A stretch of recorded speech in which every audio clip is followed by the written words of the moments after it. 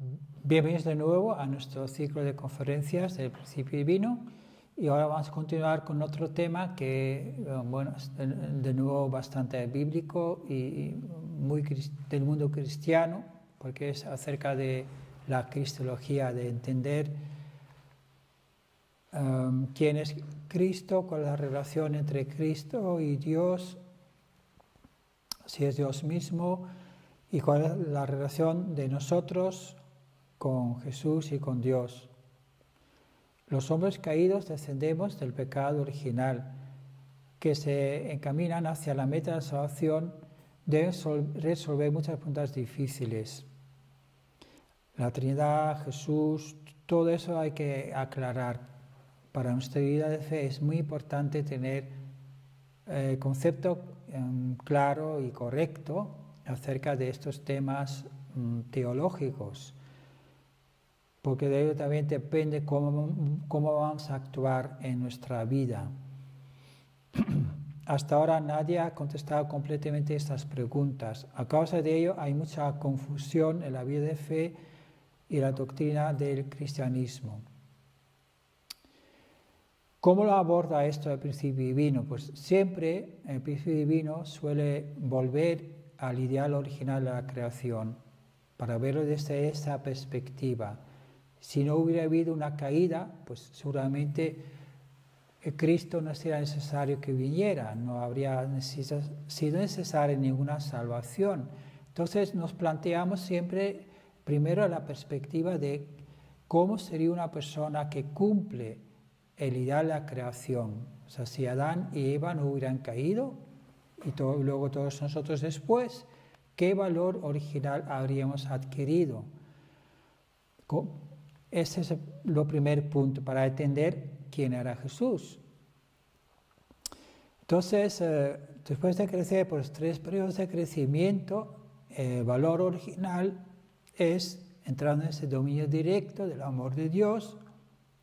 Primero, una persona perfeccionada tiene un valor divino. En segundo lugar, tiene un valor único y eterno. En tercer lugar, un valor cósmico.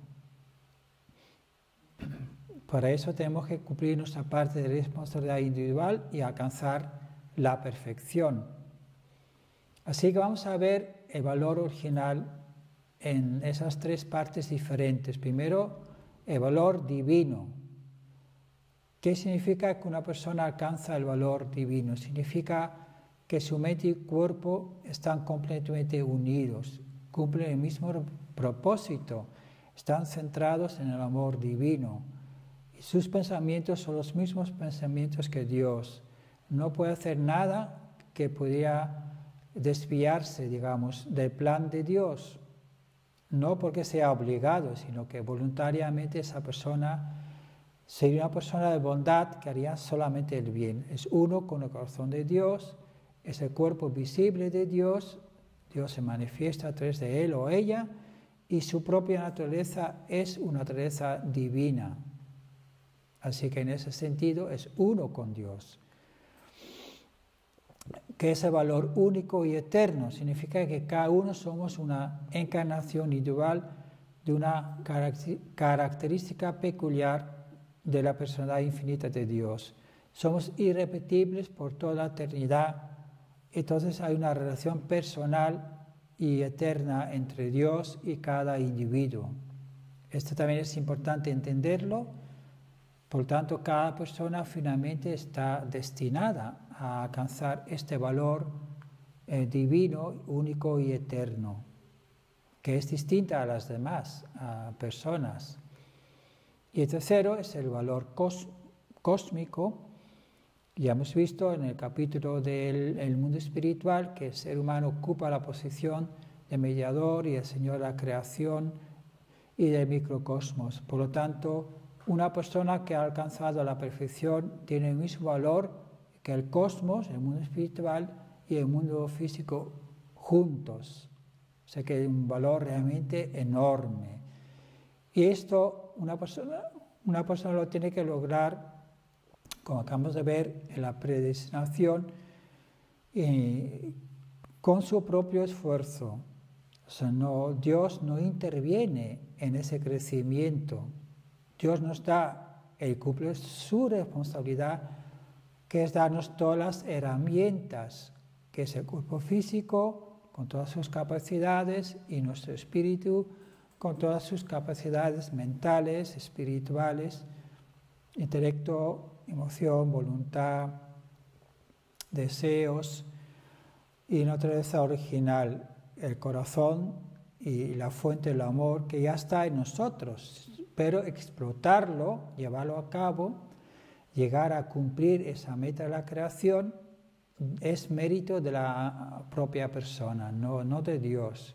Este es un punto que hay que entenderlo muy bien, que nadie va a nacer perfecto, tampoco Jesús no ha nacido perfecto, nació con el potencial de la perfección y sin pecado, como era Adán y Eva antes de la caída, a diferencia de nosotros, ahí tiene una ventaja sobre nosotros, pero cuando nace tiene que crecer, igual que Adán y Eva tenían que crecer, igual que Adán y Eva cayeron en un momento de ese crecimiento, porque todavía eran inmaduros, hay que entender que Jesús también, existía la posibilidad de que Él también cayera en la infidelidad hacia Dios. Hay que contemplar esa posibilidad, porque era su responsabilidad perfeccionarse y llegar a ser esa persona que cumple el día de la creación. Y efectivamente Jesús va a cumplir, por primera vez en la historia, un ser humano va a cumplir su responsabilidad individual de llegar a ser una persona que, como Él dijo, yo y Dios somos uno, y como Él dijo, sed perfectos como vuestro Padre Celestial es perfecto. Pues Él adquirió ese valor, pero por su propio mérito, no solamente porque había nacido como el Hijo de Dios, sino que tenía que convertirse en ese Hijo verdadero de Dios. Por tanto, Jesús va a adquirir ese valor y Él llega a ser ese Adán que cumple el propósito de la creación como individuo, con un valor divino, un valor único y eterno y un valor cósmico. Así también está escrito, fue hecho primer hombre Adán, alma viviente, postrero, espíritu viviente. Así que él, como un nuevo Adán, cumple la responsabilidad que Adán falló en el jardín del Edén al caer. Por lo tanto, Jesús restaura por primera vez la responsabilidad humana. Y eso es un momento histórico muy importante que da esperanza y abre el camino a que toda la humanidad también, a su vez, podemos alcanzar ese estado de perfección. Por eso nos dijo, vosotros tenéis que saber ser perfectos como Dios es perfecto, porque Él había ya abierto el camino para todos nosotros también lograrlo. Entonces, vamos a comparar el valor de Jesús con el valor del hombre caído. Jesús llega a ser Señor de la creación. Sin embargo, nosotros, como hombres caídos, valemos menos que la creación. La creación que no ha pecado es más pura y está en el estado original que Dios lo ha creado. Sin embargo, el hombre que ha caído está alejado del corazón de Dios y ya no estamos en el estado original que Dios nos había creado. Sin embargo, Jesús sí recuperó como hombre que se ha perfeccionado con su propio mérito la posición del Señor de la creación.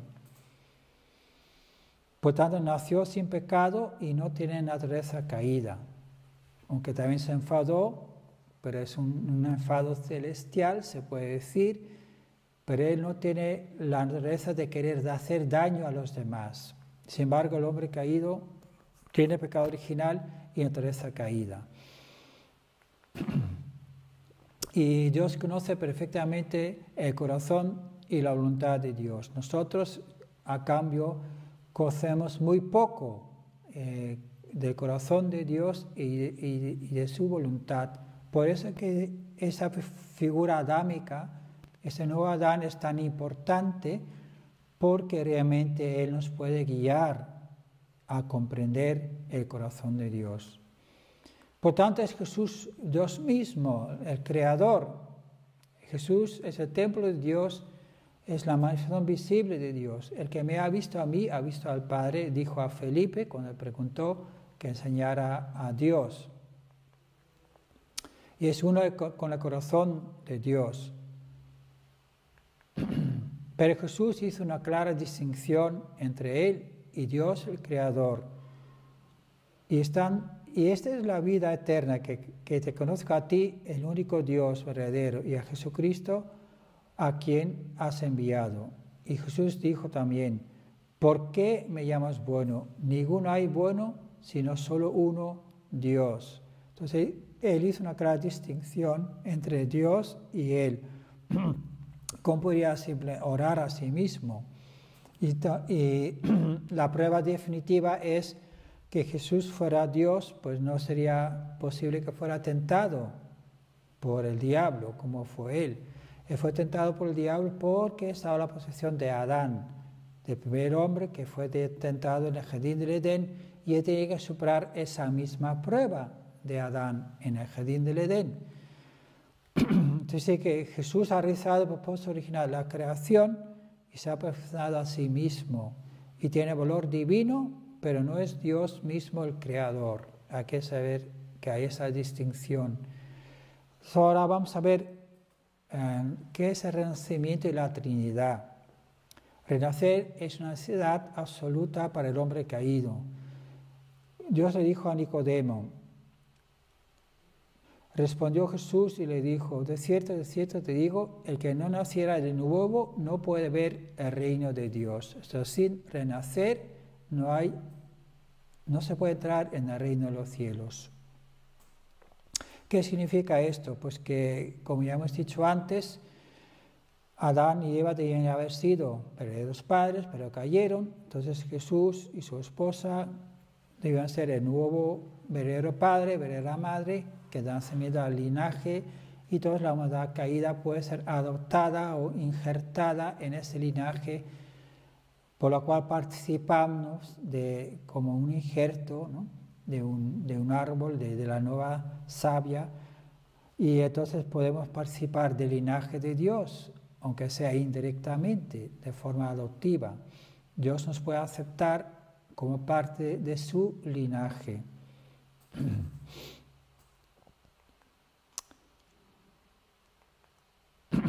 Pero esto no ocurrió, como Jesús no fue aceptado, finalmente Él pudo ofrecer un renacimiento solo a nivel espiritual después de la resurrección. Él estaba en la posición de Padre espiritual, Espíritu Santo de Madre espiritual, y por lo tanto, como verdaderos padres espirituales, ellos pueden dar renacimiento espiritual a la humanidad caída, a los cristianos, a la gente que cree en ellos.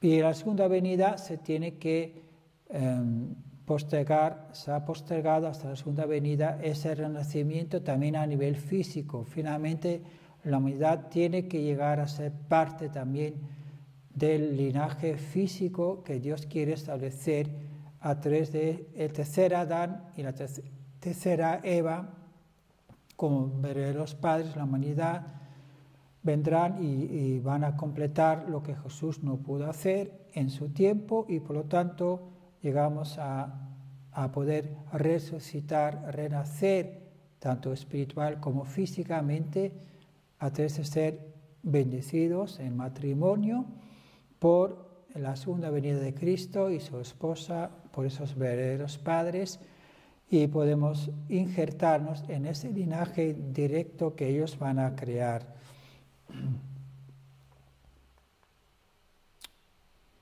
Entonces la Santa Trinidad, pues tres personas en uno, al final se puede entender que no es tan misterioso cuando se entiende que realmente Dios quiere manifestarse a través de una persona que se une a Dios a través de la Trinidad según el principio.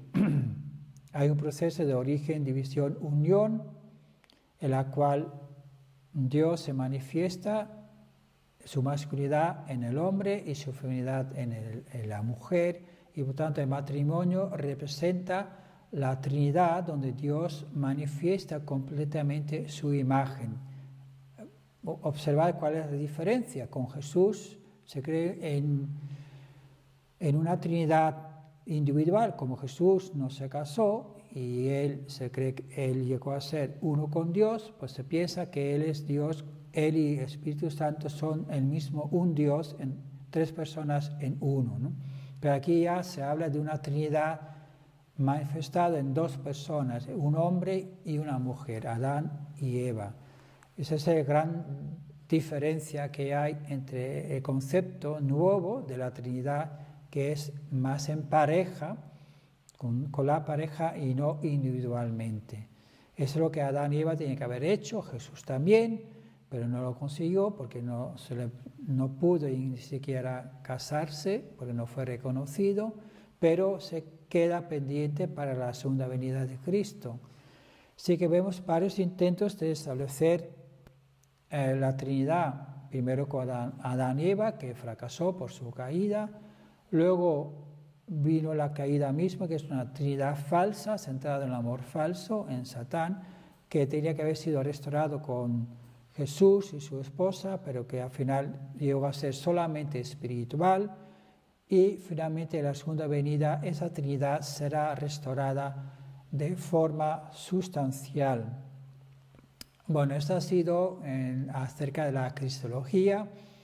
Simplemente resumir que Jesús es la primera persona que alcanza el ideal de una persona perfeccionada que abre el camino para los demás, que tenía que haberlo conseguido con su pareja también y formar la Trinidad original y dar renacimiento a toda la humanidad caída. Sin embargo, esto no se cumplió en su tiempo y por tanto él anunció la segunda venida y todo eso se tiene que manifestar sustancialmente en la segunda venida de Cristo. Hasta aquí este vídeo sobre cristología, y en la siguiente vamos a ver los principios de la restauración o la providencia de la restauración. Hasta más adelante.